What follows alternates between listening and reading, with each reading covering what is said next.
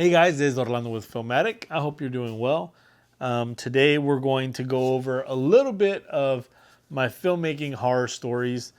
And I have a ton of these, but there's three off the top of my head that I could think of now. And, first time filmmakers or anyone that's coming up in the industry, I really want to help people avoid these kinds of situations. Even though out of some of them, there's some cool lessons that we learned. And we're going to go over three of these horror stories that I have for you. And let's get into it. I ended up at this first studio that was a one-stop shop. This one-stop shop, I remember sitting down with them. They saw that I could do graphic design, I could do web design, I could film, I can shoot. Not that great. I wasn't that great at filming just yet. But they had an old school HVX 200. I was, a one-stop shop guru, right? I was trying to be the master of all, what they call the jack of all trades, but the master of none. But I really just wanted to do video and I wanted to do film. And while we were working there came an opportunity to kind of partner into this studio. And the guys that I was working with, of course, they're all older than me. I mean, I think I was 22, 23 at the time. And while we were talking, these guys, they're like, man, look, we have to pay this much for rent here. We have to do this, this, and that. And after we pay rent, then we can start paying people salaries. And I was like, oh, okay, that's not too bad. I mean, this studio, they had a rapport of bringing in like artists and different things like that. They had a nice little mixer there and a little like a whole audio studio sound production stuff. And in the back we had like a little green screen thing and we could film sit downs and stuff like that. But it was a pretty standard location, probably like 2,500 square feet. Well, it had a couple of weeks had passed and about a month or two I was working there and I really wasn't making much money. I had a cool red Jeep that I would drive around and the gas wasn't too bad, but even at that point, from a college kid, someone that had just graduated and was, trying to make ends meet and, doing all that stuff. And I was just recently married too. I was trying to build a good rapport and build something up because how many times do you get to walk into a studio setting that offers everything and you get to come in and be a part of it, So I was there to help with maintenance and everything. So man, it became one of these things where I really wasn't making that much money, and there's finally a project that we had gotten together that we put together, and I think it was like somewhere around $1,200 or something like that. I was gonna go film this project, and this project was one of those like I don't know if it was like a music video or something like that, but I remember the client was paying me in cash. I remember when I finished the project, I was pretty far from the studio, and I didn't have gas to get home, and I didn't have gas to get to the studio. And when I was done, I called my studio partner, and he wouldn't answer. And here I had, about like I think it was like $1,200 of cash. And I was like, man, I really need to put gas in. Like, I really need to put gas in just so I can get to, to the studio or even to my house. And I called this dude several times, and the dude wouldn't answer. And I was like, man, you know what?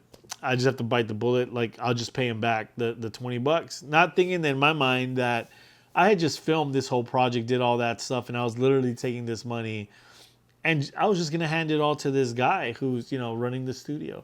Because in my mind was like studio first, right? You have to pay the studio and you got to get that stuff done. Mind you, I'd already been in this place for several, like a couple months, I think. And this was actually the final thing that made me leave this place. So I drive back, I feel bad that I spent the money.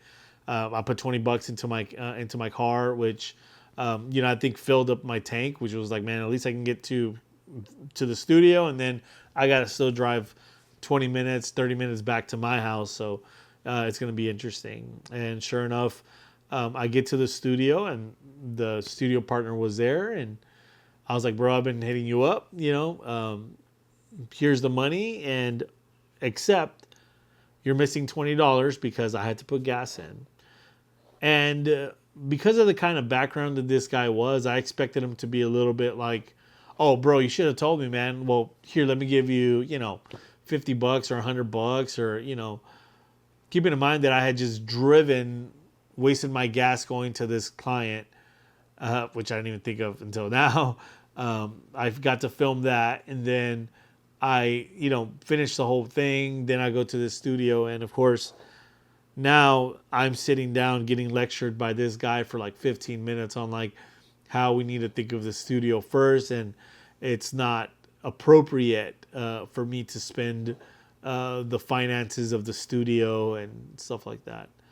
To me, it kind of made me feel like crap. I felt like I did something wrong, but something inside me kind of made me realize like, this isn't right because, the way I grew up, we take care of people. You know what I'm saying? You ask people like, how are you doing? And when you're saying how you're doing, it's not just like, how's your day? It's like, how are you doing financially? Like, you good?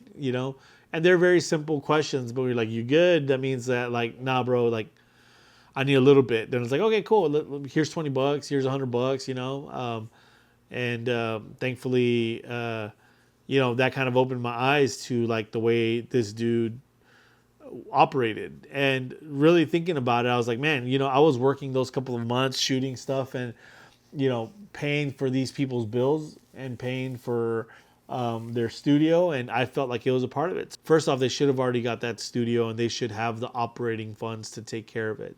They don't need someone like me to go do the work and pay off their rent. They need to be doing it just as much as I do. Actually, they need to do it more because it's under their name. It's leased under them. They have things that they need to take care of. And then they need to take care of you or that person as an employee. Now, me being young, I didn't understand that. But now when people hit me up and they ask like, hey man, I want to talk to you about a possible partnership or, like we're trying to open a studio, then I say, well, what is it that you bring to the table? What kind of operating funds can this place operate for the next 2 years without me bringing anything?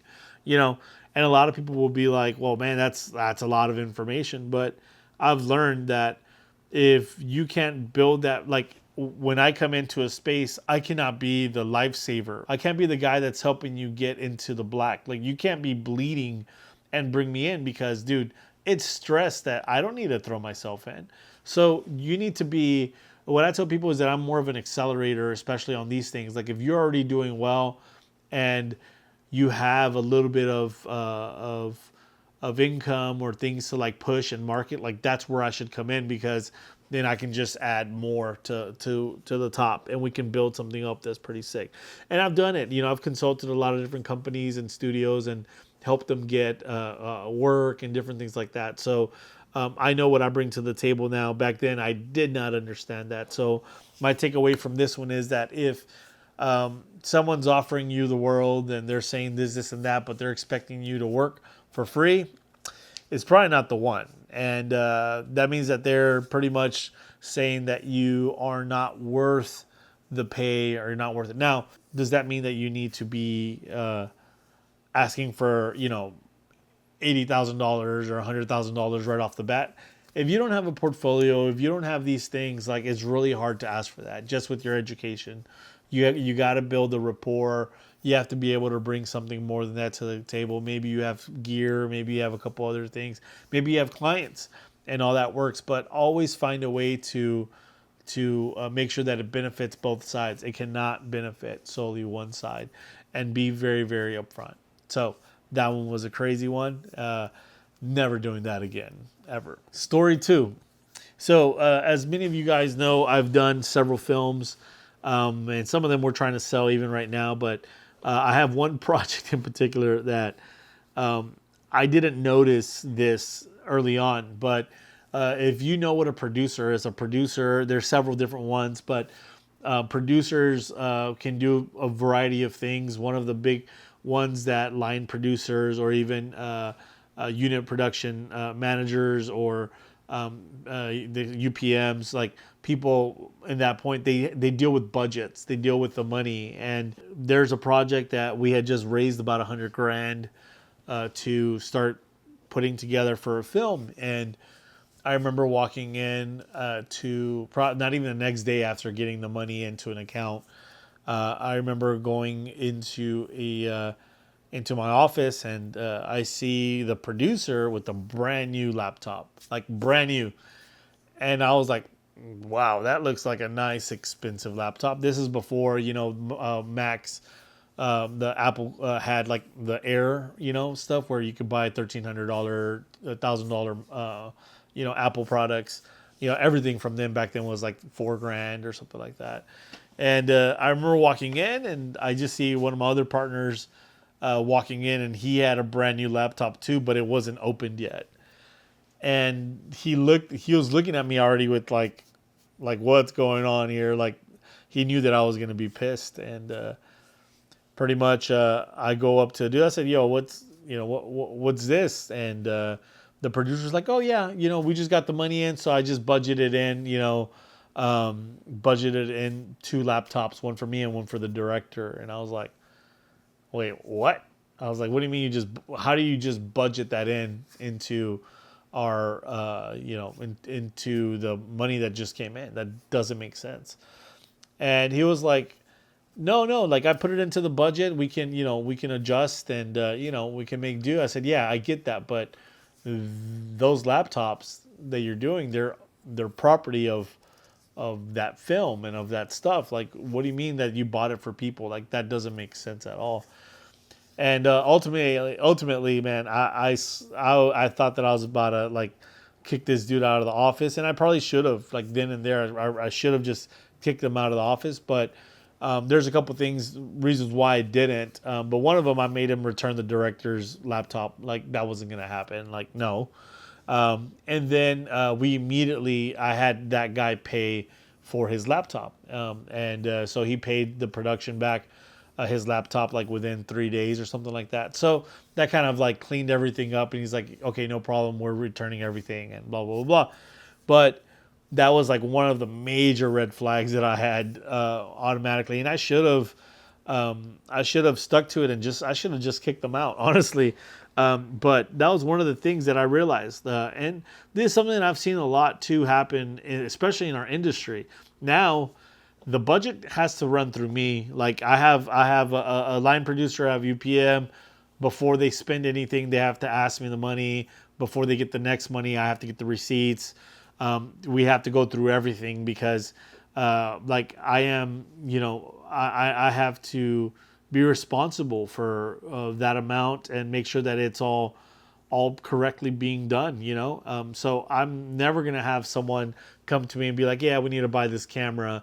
We just raised $250,000, so we're going to spend $100,000 in equipment. That's not what those budgets are for, I remember there's some Kickstarter campaigns that I remember people would raise 25, 50 grand. And instead of renting the gear, they would buy the gear. And I was like, dude, it's not ethical. Like, really isn't. Because you're telling people that your budget is to rent equipment, but then you're finding ways to keep the gear and keep the laptop and keep all that stuff. I don't know. I never really liked it. But yeah, that's the one where it was like, you can't do those kinds of things, or you shouldn't. And if that's what you're doing with your production, especially on us, for us, where we're indie filmmakers, we're not working with millions. And, I mean, yeah, if you have $1 million production studio, that's different. You probably buy a laptop for the whole staff, and then they have to turn all that in. It's probably all NDA'd, and it's all locked to their system and their software, and these things can't leak. You can't take it home. I get all that. But in this world, especially with small fry budgets like $100 grand that you just got, definitely don't go and spend $10,000 or 10% of your budget on laptops. That's a no-go. And the third horror story that I have here is another fun one.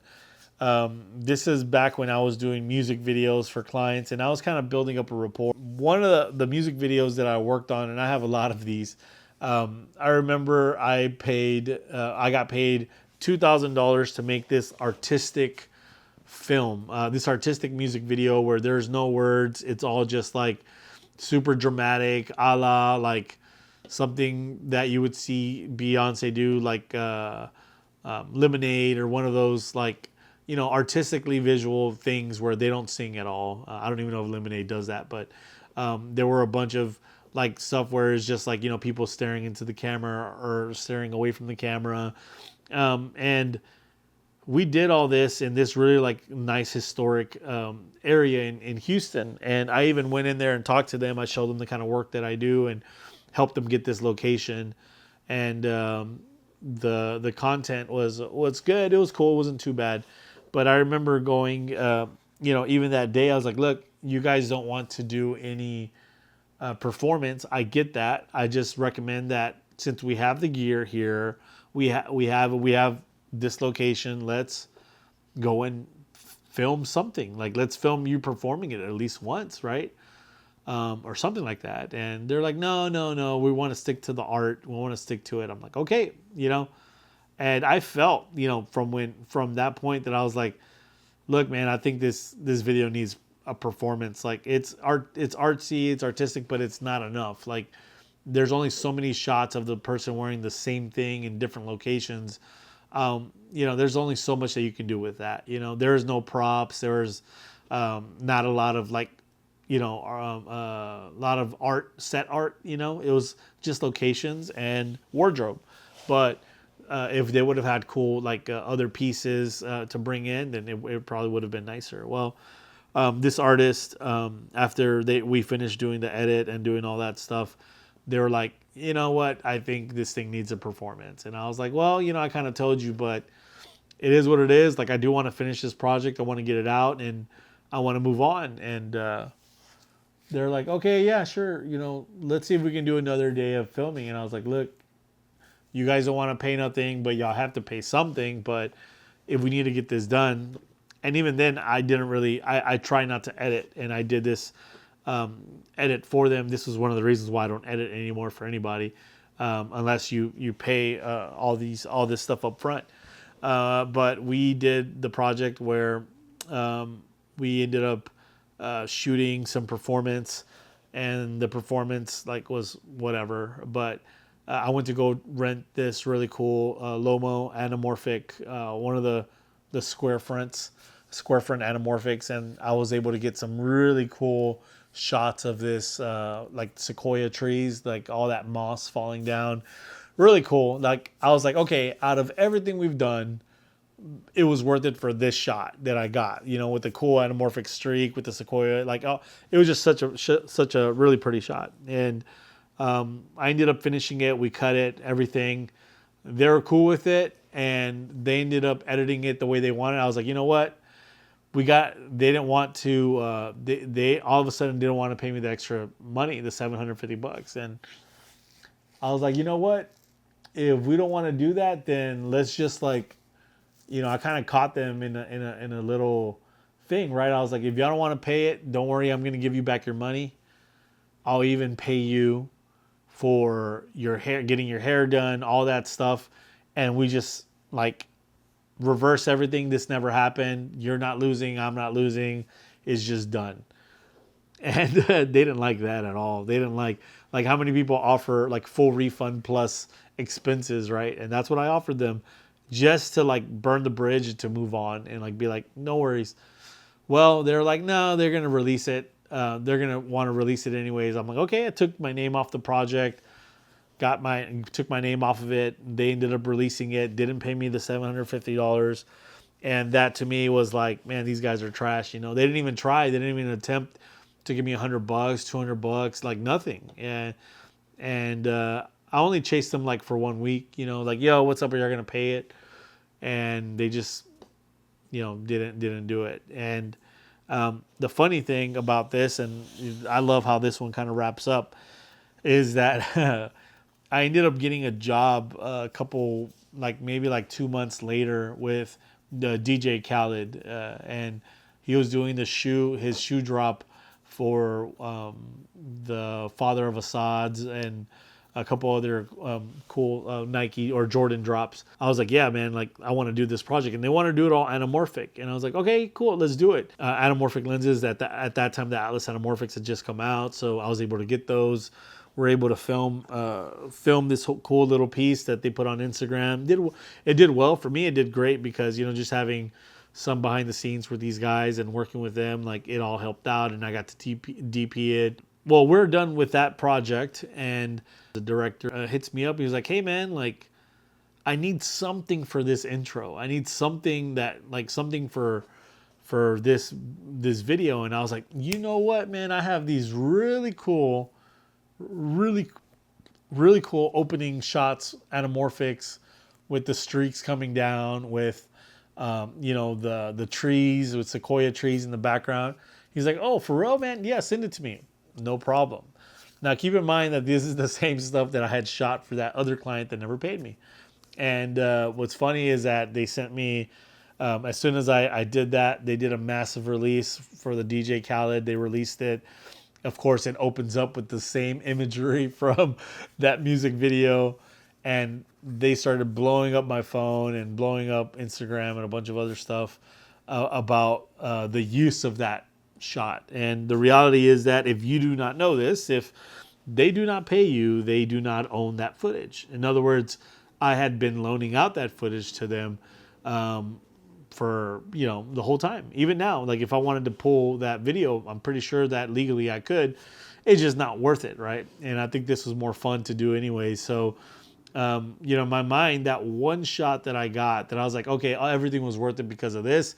I was able to put it as the primary shot for this DJ Khaled Jordan release, which was cool. And it was great. So, sometimes you have to take it on the chin, and you have to, use what you got. And sometimes it just builds you up. And I think one of those things is like, you need to focus on, especially in this career, that you're going to have bad clients, man. And I have so many more stories, and I have some crazy war stories that I'd love to share once hopefully I'm out of some of those situations.